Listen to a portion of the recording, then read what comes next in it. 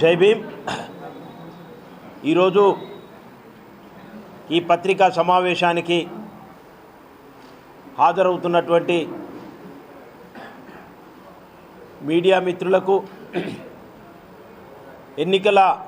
MLC ఎన్నికలకు సంబంధించిన సమాచారాన్ని ఎప్పటికప్పుడు ప్రజలకు అందజేస్తూ గ్రాడ్యుయేట్స్కు టీచర్స్కు అందజేస్తూ ఎవరు సరియైన వ్యక్తి అనే విషయంలో ఎంపిక చేసుకోవాలి ఎన్నిక చేసుకోవాలనే విషయాన్ని తమ విలువైన మీడియా ద్వారా తెలియజేస్తున్నటువంటి పాత్రికేయ మిత్రులందరికీ ప్రత్యేకమైన ధన్యవాదాలు।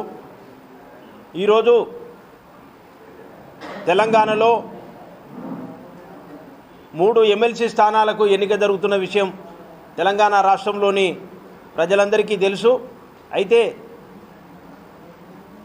ఉమ్మడి మెదక్, ఉమ్మడి నిజామాబాద్, ఉమ్మడి ఆదిలాబాద్, ఉమ్మడి కరీంనగర్ జిల్లాలకు సంబంధించి ఒకటి పట్టభద్రుల ఎమ్మెల్సీ స్థానానికి, మరొకటి టీచర్ ఉపాధ్యాయ ఎమ్మెల్సీ స్థానానికి రెండింటికి కూడా ఈరోజు బహుజన్ సమాజ్ పార్టీ నుండి అభ్యర్థులను పెట్టడం జరిగింది।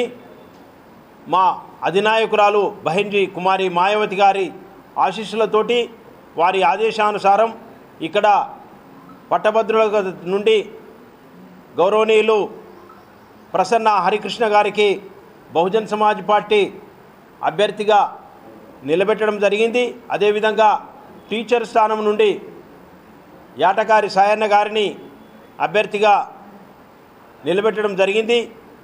ఈ అభ్యర్థులను నిలబెట్టడానికి సహకరించినటువంటి ఎంపికలో సహకరించి అన్ని విధాలా మాకు ఆశీస్సులు అందిస్తున్నటువంటి సెంట్రల్ కోఆర్డినేటర్ గౌరవనీయులు రామ్జీ గౌతమ్ గారు ఎంపీ రాజ్యసభ గారికి, అదేవిధంగా ఇక్కడ నాతో పాటు ఆసీనులైనటువంటి మరో సెంట్రల్ కోఆర్డినేటర్ నిషాని రామచంద్రం గారికి, అదేవిధంగా ఈరోజు రాష్ట్ర కమిటీ నుండి హాజరవుతున్నటువంటి రాష్ట్ర జనరల్ సెక్రటరీలు మరి యనగందుల వెంకన్న గారికి, అదేవిధంగా దొడ్డే సమ్మన్న గారికి, స్థానికంగా ఉన్నటువంటి రాష్ట్ర జిల్లా అధ్యక్షులు మన నల్లాల శ్రీనివాస్ గారికి, రాష్ట్ర నాయకులు సీనియర్ నాయకులు మాతంగి నరసన్న మనం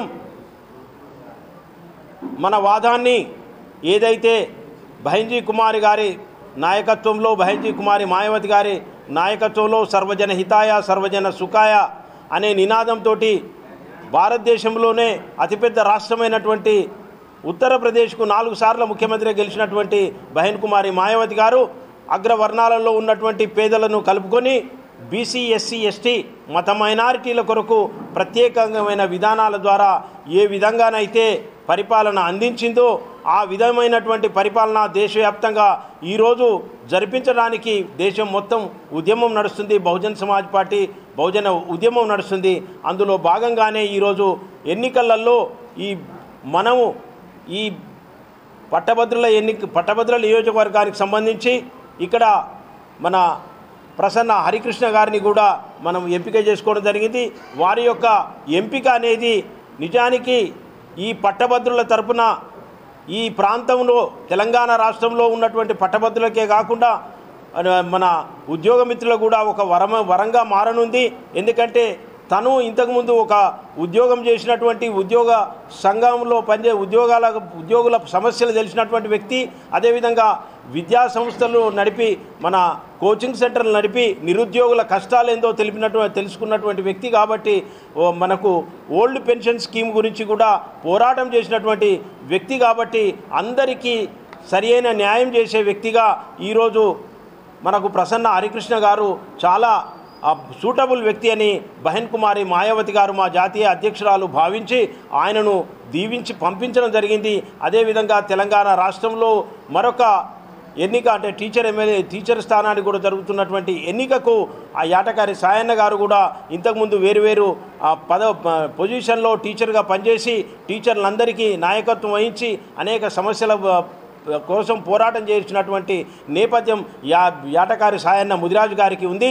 అదేవిధంగా ఈరోజు మిగతా రాజకీయ పార్టీలు ఇచ్చినటువంటి అభ్యర్థులను కనుక చూసినట్లయితే ఆ అభ్యర్థులను మీరు ఒక్కసారి దయచేసి పరిశీలించాల్సిందిగా నేను మీ అందరికీ తెలంగాణ రాష్ట్రంలో ఉన్నటువంటి ఉపాధ్యాయ మిత్రులకు అదేవిధంగా పట్టభద్రులు కూడా నేను మనవి చేస్తున్నాను, ఇవాళ అనర్హులకు ఓటు వేసి మనకు వచ్చినటువంటి అవకాశాన్ని చేజార్చుకోవద్దు. ఇంతకుముందు ఎన్నికలల్లో కొన్ని పొరపాట్లు అలాగే చేసినాయి. కార్పొరేట్ వ్యక్తులకు కానీ కార్పొరేట్ శక్తులకు కానీ కొమ్ము కాసేటువంటి అభ్యర్థులు ప్రజలను నానా రకాలుగా వాళ్ళ సంస్థల ద్వారా కావచ్చు, వాళ్ళకు సంబంధించినటువంటి వ్యాపారాల ద్వారా కావచ్చు, ఎన్నడూ కూడా ప్రజల గురించి పట్టించుకోనటువంటి వ్యక్తులకు ఈరోజు మిగతా రాజకీయ పార్టీలు ఇచ్చినటువంటి టికెట్ ఇచ్చినటువంటి అభ్యర్థుల గురించి అందరూ ఆలోచించాలని నేను మనవి చేస్తున్నా. మన అభ్యర్థులు ఎవరైతే ఉన్నారో, మనకు ప్రసన్న హరికృష్ణ గారు ఒక బీసీ సమాజానికి సంబంధించిన వ్యక్తి, అదేవిధంగా యాటగారి సాయన్న గారు కూడా బీసీ సమాజానికి సంబంధించిన వ్యక్తి. తెలంగాణ రాష్ట్రంలో బీసీలకు అన్యాయం చేస్తున్నటువంటి వాళ్ళు దొరలే తప్ప అగ్రకులాలలో ఉన్నటువంటి పేదలు కాదు, అగ్రకులాలలో ఉన్నటువంటి ప్రజాస్వామిక వాదులు కాదు. ఎప్పుడైనా కానీ ఈ దొరల మధ్యలో పోటీలతోటి సామాన్య ప్రజలందరూ బలవుతున్నారు. కాబట్టి దయచేసి పట్టభద్రులకు కానీ ఉపాధ్యాయ మిత్రులకు కానీ నేను మనవి చేస్తున్నాను, యోగ్యుడైనటువంటి వ్యక్తిని ఎన్నిక చేసుకోవడం ద్వారా ప్రజాస్వామ్యబద్ధంగా మనకు వచ్చినటువంటి హక్కును కాపాడుకోవడం కాకుండా ఈ తెలంగాణ సమాజానికి కావలసినటువంటి ఒక నాయకుడిని ఎన్నుకున్నట్లయితే రేపు మన పిల్లల భవిష్యత్తు భద్రంగా ఉంటుంది, వాళ్లకు అవకాశాలు వస్తాయి. కాబట్టి మీ అందరికీ నేను బహుజన్ సమాజ్ పార్టీ రాష్ట్ర అధ్యక్షుడిగా నేను మనవి చేస్తున్నాను. ఇక్కడ బహుజన్ సమాజ్ పార్టీ సమాజంలో ఈ దోపిడీ పాలకవర్గం చేతులకెళ్ళి దోపిడీదారుల చేతులకెళ్ళి తెలంగాణ రాష్ట్రం యొక్క యువతను కాపాడాలి. తెలంగాణ రాష్ట్రంలో ఉన్నటువంటి యువత ఉద్యోగ అవకాశాలను ఉపాధి అవకాశాలను మెరుగుపరచాలని చెప్పి ఉపాధ్యాయ మిత్రులు కూడా తెలియజేసేది ఏంటంటే, ఇప్పుడు ఓపీఎస్ ఓల్డ్ పెన్షన్ స్కీమ్ కొరకు పోరాటం చేయాల్సినటువంటి పరిస్థితులలో మనం అంటే కార్పొరేట్ వ్యక్తులకు కార్పొరేట్ శక్తులకు కొమ్ముగా చేయాలి అనేటువంటి ఒకే ఒక సంకల్పంతో నేను రాజకీయాల లోపలికి అడుగుపెట్టడం జరిగింది. ముఖ్యంగా నిరుద్యోగులకు సంబంధించి, ఉద్యోగులకు సంబంధించి, విద్యా వ్యవస్థ బలోపేతానికి సంబంధించి, అదేవిధంగా మహిళా సాధికారతకు సంబంధించినటువంటి 4 అంశాలతో నా యొక్క క్యాంపెయినింగ్ జరుగుతూ ఉన్నది. ఈ 4 అంశాల పట్ల నాకు స్పష్టమైనటువంటి అవగాహన ఉంది. అదేవిధంగా ప్రతి అంశం పట్ల నాకు స్పష్టత ఉన్నది. గతం లోపల నేను పనిచేసినటువంటి నేపథ్యం ఉంది. అనేక సామాజిక కార్యక్రమాలను 2008 నుంచి చేపట్టుకుంటూ వస్తున్నాను. అంటే ఒక వ్యక్తిగా తప్పనిసరిగా సామాజిక బాధ్యత ఉన్నటువంటి పౌరునిగా నేను ఈ సమాజం లోపల ఉంటున్నాను. మరి ఇదే ప్రాసెస్ ఏదైతే ఉందో ఒక గ్రాడ్యుయేట్ ఎమ్మెల్సీ కొనసాగించాలి. ఏవైతే సమాజం లోపల పట్టభద్రులకు సంబంధించినటువంటి సమస్యలు ఉన్నాయో వీటిని ఒక నిర్మాణాత్మకమైనటువంటి రీతి లోపల ప్రభుత్వానికి తీసుకెళ్ళాలి. ప్రభుత్వానికి సమస్యలను తీసుకెళ్లడమే కాదు, ఆ సమస్యకు సంబంధించినటువంటి డిఫరెంట్ డైమెన్షన్స్ లోపల సొల్యూషన్స్ కూడా ఇవ్వాలి, అడ్వైజెస్ ఇవ్వాలి, అదేవిధంగా సజెషన్స్ కూడా గ్రాడ్యుయేట్ ఎమ్మెల్సీ ఇవ్వాలి అనేటువంటి లక్ష్యంతో నేను పనిచేస్తున్నాను. వాస్తవానికి డాక్టర్ బిఆర్ అంబేద్కర్ గారి భారత రాజ్యాంగం లోపల పేర్కొన్నటువంటి ఆర్టికల్ 169 కూడా శాసన మండలి ఏర్పాటు కోణం లోపల ఇదే చెప్తుంది. అంటే విభిన్న రంగాలకు సంబంధించినటువంటి ఎవరైతే నిష్ణాతులు ఉన్నారో, అంటే టీచర్ రంగానికి సంబంధించినటువంటి టీచర్ సమస్యల పట్ల టీచర్ ఎమ్మెల్సీ, పట్టభద్రుల సమస్యలను ప్రభుత్వానికి రిప్రజెంట్ చేయడం కోసం ఈ పట్టభద్రుల ఎమ్మెల్సీ, అదేవిధంగా లోకల్ బాడీస్ యొక్క సమస్యలను రిప్రజెంట్ చేయడం కోసం లోకల్ బాడీ ఎమ్మెల్సీ, ఇట్లా రకరకాల ఎమ్మెల్సీ పదవులు మనకు శాసన మండలి వ్యవస్థ లోపల ఆర్టికల్ 169 ప్రకారం భారత రాజ్యాంగం లోపల పొందుపరచడం జరిగింది.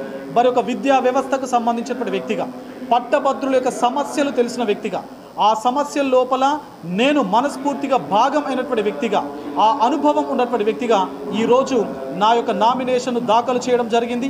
సో నేనందరికీ కూడా ఈ 4 ఉమ్మడి జిల్లాల పట్టభద్రులందరికీ కూడా ఒకే మాట చెప్తున్నాను, మీ అందరినీ కూడా రిక్వెస్ట్ చేస్తున్నా, మీరు దయచేసి ప్రసన్న హరికృష్ణ ఈ పదవికి ఏబులా కాదా, ఫిట్టా కాదా అని మీరు ఆలోచన చేయండి. ఎందుకంటే ఇప్పటి వరకు 4 సార్లు ఎన్నికలు జరిగాయి, 9 గెలిచారు. ఎవరు కూడా పట్టభద్రుల యొక్క సమస్యలు ప్రభుత్వం దృష్టికి తీసుకెళ్ళినటువంటి నేపథ్యం లేదు. కాబట్టి నేను ఐఎమ్ ఏ ఫైటర్. కాబట్టి తప్పనిసరిగా పట్టభద్రుల యొక్క సమస్యలను ఫైట్ చేయడమే కాదు, ప్రభుత్వానికి నిర్మాణాత్మకమైనటువంటి రీతి లోపల సలహాలను సూచనలు ఇవ్వడానికి నేను సిద్ధం. కాబట్టి ఆ నేపథ్యం లోపల నన్ను మీరందరూ కూడా ఆశీర్వదించి శాసన మండలికి పంపించాలి అని చెప్పేసి మీ అందరినీ కూడా రిక్వెస్ట్ చేస్తూ ఉన్నాను.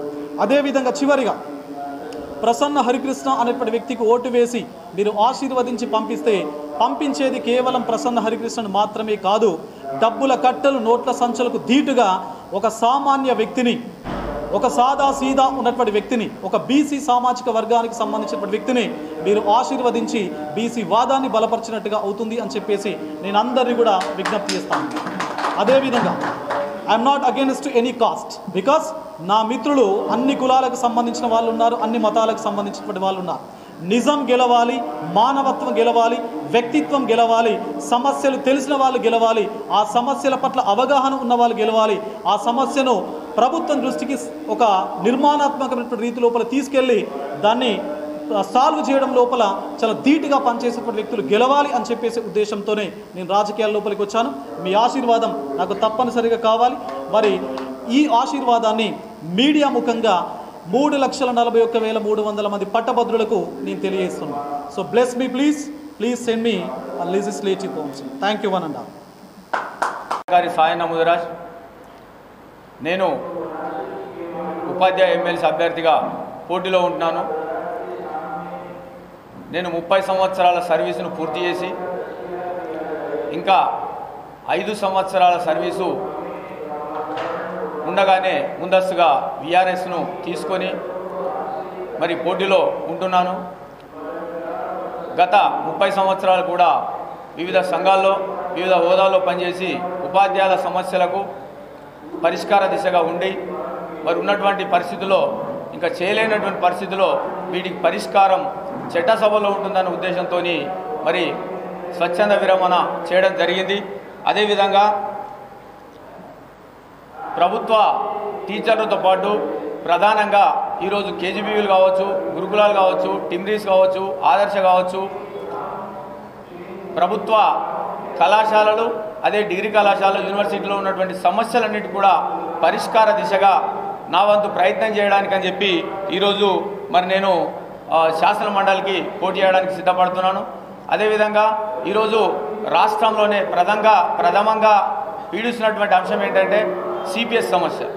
సిపిఎస్ అనేటువంటిది ఓపీఎస్ కావాలని చెప్పి లక్షలాది ఉద్యోగులు మరి ఎంతో ఇబ్బంది పడుతున్నటువంటి సందర్భంలో మరి దాని గురించి మరి గతంలో ఉన్నటువంటి ఎవరైతే మండలంలో ఉన్నటువంటి ప్రాతినిధ్యం చేస్తున్నటువంటి వాళ్ళు ఏమీ మాట్లాడకపోవడం అనేటువంటిది శోచనీయం.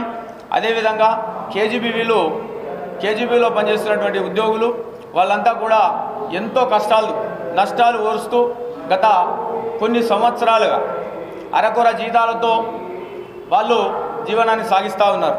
ఈ మధ్యలో మనం చూసినాం, వాళ్ళు అన్ని రోజులు చేసినటువంటి సమ్మెకు నీరు గార్చే విధంగా ప్రభుత్వం దాన్ని ఆపివేయడం జరిగింది.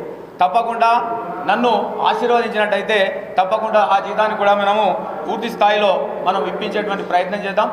అదేవిధంగా నేను ఒక సాధారణ ఉపాధ్యాయుని కాకుండా తెలంగాణ ఉద్యమంలో ఒక తెలంగాణ ఉద్యమకారుడిగా, నిర్మల్ జిల్లా కన్వీనర్గా ఉంటూ అదేవిధంగా చెలో అసెంబ్లీ కార్యక్రమానికి వెళ్ళినప్పుడు మరి ఉద్యమంలో నేను సైతం అని వెళ్ళి తీవ్రంగా మరి లాఠీ దెబ్బలకు తిని మరి మనము గాయపడినటువంటి సందర్భాన్ని ఈ సందర్భంగా మీకు గుర్తు చేస్తున్నా. అదేవిధంగా